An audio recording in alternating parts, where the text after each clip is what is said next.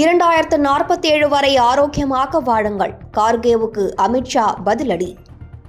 84 வயது நிரம்பியவர் காங்கிரஸ் தலைவர் மல்லிகார்ஜுன கார்கே. இவருக்கு வயது முதுமை காரணமாக குறைந்த இரத்த அழுத்த பிரச்சினை உள்ளது. இந்நிலையில் ஜம்மு காஷ்மீர் மாநிலம் ஜஸ்ரோட்டாவில் காங்கிரஸ் கட்சி சார்பில் நடைபெற்ற ஒரு பொதுக்கூட்டத்தில் மல்லிகார்ஜுன கார்கே உரையாற்றினார். அப்போது பேசிக் கொண்டிருந்த போதே திடீரென இரத்த அழுத்தம் குறைந்ததால் மயக்கமடைந்தார். உடனடியாக அங்கிருந்த காங்கிரஸ் தொண்டர்கள் அவருக்கு முதலுதவி அளித்து பேச வைத்தனர்.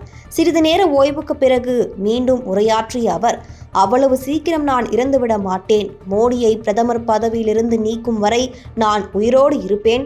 நான் உங்களுக்காக போராடுவேன் என்று ஆவேசமாக பேசினார்.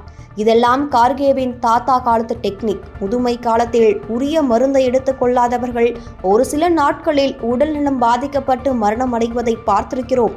இதனிடையே தனது உடல்நலக் குறைவை வைத்து மலிவான அரசியல் விளம்பரம் தேடிய கார்கேவை தனது செயலால் பிரதமர் மோடி வெட்கப்பட வைத்தார். கார்கே மயக்கமடைந்த செய்தியை அறிந்த அவர் உடனடியாக தொலைபேசியில் தொடர்பு கொண்டு நலம் விசாரித்தார். இந்த நிலையில் கார்கேவுக்கு உள்துறை அமைச்சர் அமித்ஷா பதிலடி கொடுத்துள்ளார்.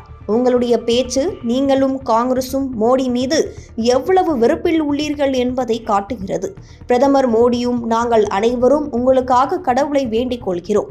2047 வளர்ச்சியடைந்த பாரதம் உருவாகுவதை காணும் வரை நீங்கள் நல்ல உடல் ஆரோக்கியத்துடன் வாழ வேண்டும் என தனது ட்விட்டர் பக்கத்தில் பதிவிட்டுள்ளார்.